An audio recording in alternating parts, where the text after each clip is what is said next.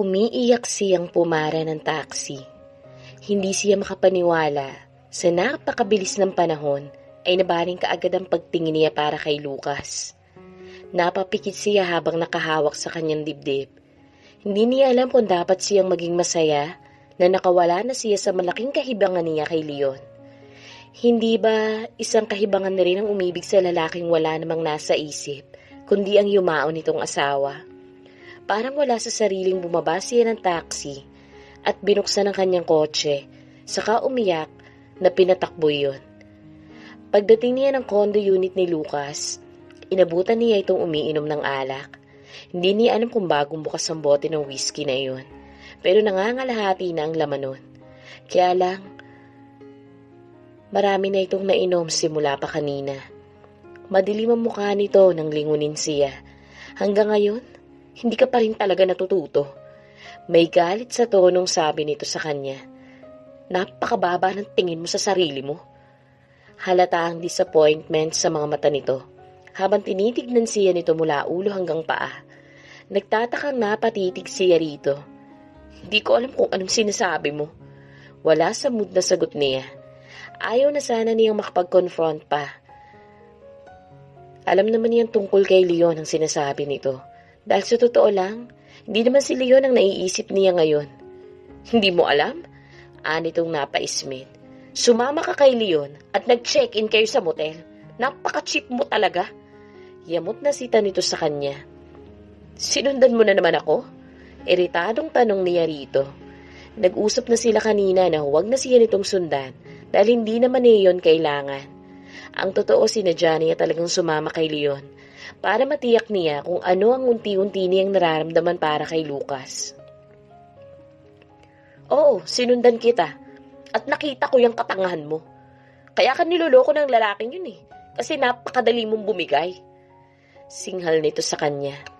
Nasaktan siya sa sinabing yun ni Lucas. Pero totoo naman yun. Hindi nga ba't napakabilis naman talaga niyang bumigay. Binigay niya kaagad ang sarili kay Lucas. Kahit na alam niyang habang nakikipagtalik ito sa kanya ng gabing iyon, ay si Sarah ang nasa isip nito at hindi naman siya. And yet, nagawa pa niya itong paligayahin ng buong puso. Hindi nga siya nag-alinlangan habang ibinibigay ang sarili dito. Ang tanga niya, di ba? Ang bobo pa. Hindi ka na nahiya sa sarili mo? Nang iinsulto pang sabi nito. Namumungay na mga mata nito sa sobrang kalasingan. Ayaw na sana niya itong patulan pa, pero napikon siya nang tumayo ito at tignan pa siya mula ulo hanggang paa, saka tumawa ng napakalakas. Damn, kung alam ko lang na ganyang kakatanga, hindi ko ibibigay sa iyo mukha ng dati kong asawa. Sabi nitong sinuklay ng mga daliri ang buhok at galit na tumitig sa kanya. Binababoy mong mukha ng asawa ko. Sinampal niya ito ng ubod ng lakas. Oo, sana nga hindi mo na lang tinulad ang mukha ko sa pagmumukha ng asawa mo. Umiiyak na sigaw niya rito. Akala mo ba masaya ako sa pagkakaroon ng mukhang to, ha? Inis na sabi niya rito. Hindi ko gusto ang mukhang to. Sa tuwing tinitignan ko ang mukha ko sa salamin at alam kong naaalala mo sa mukhang to ang yumao mong asawa, nasusuklam ako sa sarili ko. Sigaw niya rito. Suklam ako sa sarili ko. Kaya huwag kang magsalita na para bang gustong-gusto ko magkaroon ng ganitong muka. Aniya. Saka tumakbo papasok sa loob ng kanyang kwarto. Humahagulhol na ikinandado niya ang pinto ng kwarto niya. Saka umiyak ng umiyak. Paano niya mamahalin ang mukhang to? Kung sa tuwing tinitignan siya ni Lucas, ipinaaalala niya rito ang namatay nitong asawa. Kung bakit naman kasi iibig rin lang siya sa lalaki pang to. Inis na inis si Lucas. Naiinis siya kapag naiisip niyang kasiping ni Savannah kanina ang hayop na lalaking yun. Parang gusto niya magwala sa sobrang galit na nararamdaman. Ibinigay niya ang mukha ni Sarah kay Savannah. Hindi para babuyin lamang ito. Napayukom ang kanyang mga palad. Napaka-cheap! Kinagago na nga ng lalaking yun. Bumigay pa rin. Napakahangal. Napakatanga. Galit na sabi niya habang nakatitig sa hawak na bote ng whiskey. Sa halip na isalin pa niya sa baso ang alak, tinungga na lamang niya iyon. Talagang nagmamaktol sa inis ang kalooban niya. Parang gusto na niyang sugurin ngayon si Leon at patayin sa sobrang inis na nararamdaman niya. Hindi ako nagsiselos. Bakit naman ako magsiselos? Parang engot na sagot niya sa sarili niyang tanong. Tumayo siya, bitbit ang bote ng alak. Kinatok si Savannah sa kwarto nito. Gusto ko lang linawin sa'yo na naiinis ako ha. Hindi dahil nagsiselos ako. Ani ang bahagya pang napatawa. Iyon ang pinakahuling mangyayari, okay? Nagagalit lang ako dahil napakatanga mong talaga. Sinabihan na kita na huwag kang bibigay sa lalaking yun. Pero anong ginawa mo? Daig mo pa ang isang higat na kinakate? Bago pa niya may tuloy ang sasabihin, bumukas ng pinto ng kwarto ni Savannah. Napangisi siya. For your information, hindi ko binigay ang sarili ko kay Leon. Sumama lang ako sa kanya dahil may gusto ko masigurado sa sarili ko. At tama nga ako ng hinala ko. Nung hawakan niya ako, wala na akong nararamdaman kahit na ano para sa kanya. Alam mo kung bakit? Tumiim ang kanyang tingin dito. Nandidiri ako sa kanya.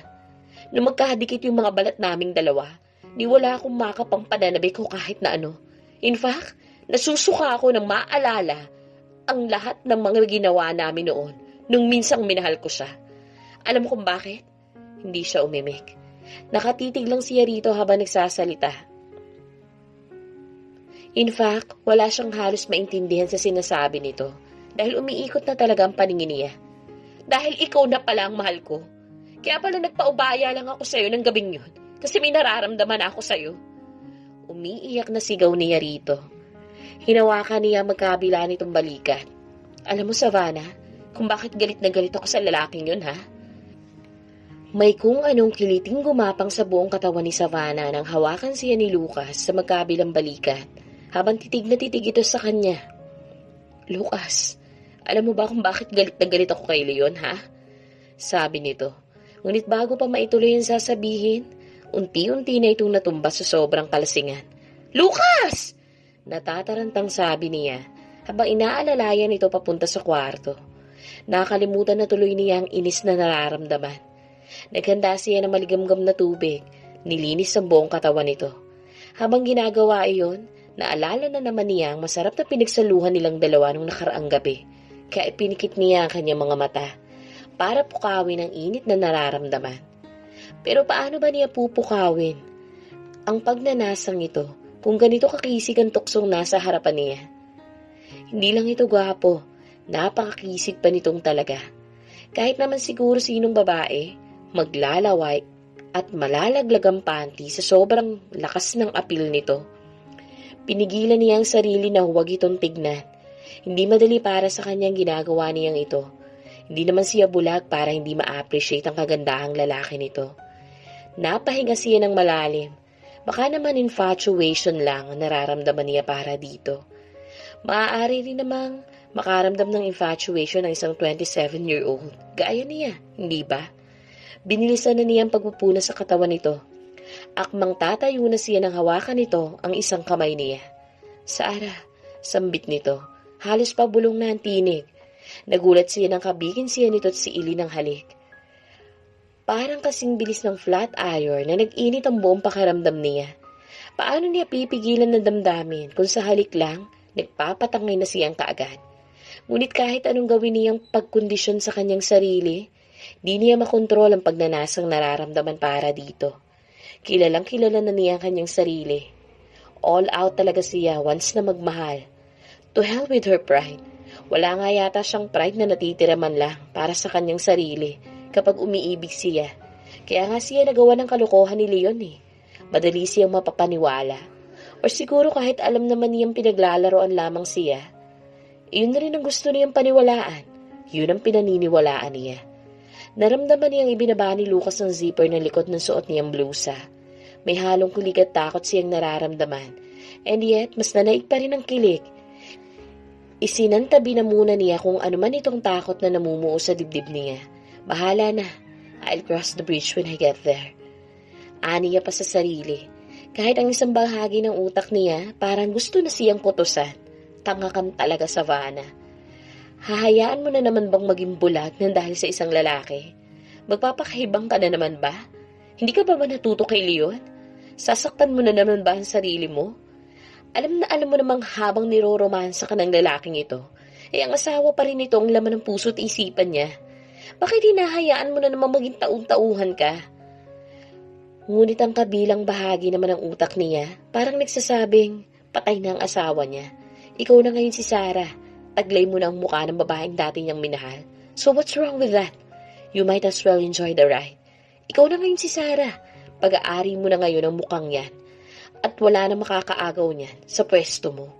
Unless gumawa na naman si Lucas ng isa pang Sarah. Oh yeah, kayang-kayang gumawa ni Lucas ng isa pang kagaya mo. In short, hindi ka ganun kahalaga para sa kanya. Kayang-kaya niyang palitan ka. You're just indispensable woman, right? Napakurap-kurap siya. Masakit sa kanya ang katotohanan yun. Ngunit parang may sariling utak ang damdamin niya.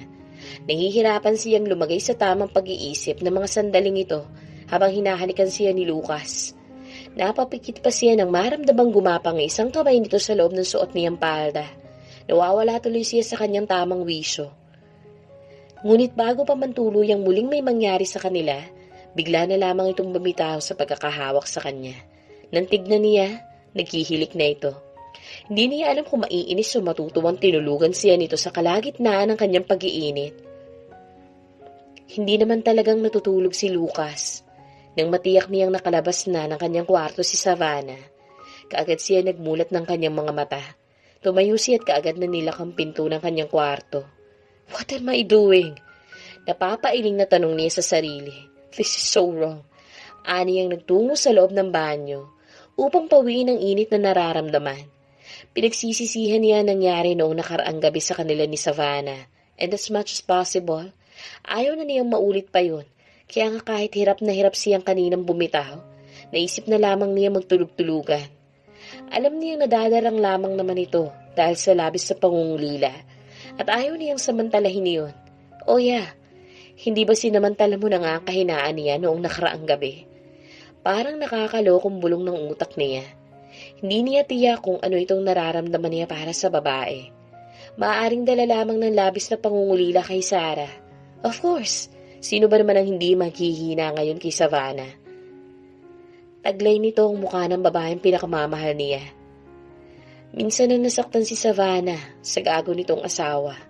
Uulitin na naman ba niya yun? Pagsasamantalahan din ba niya ito tulad ng ginawa ng gagong Leo na yun?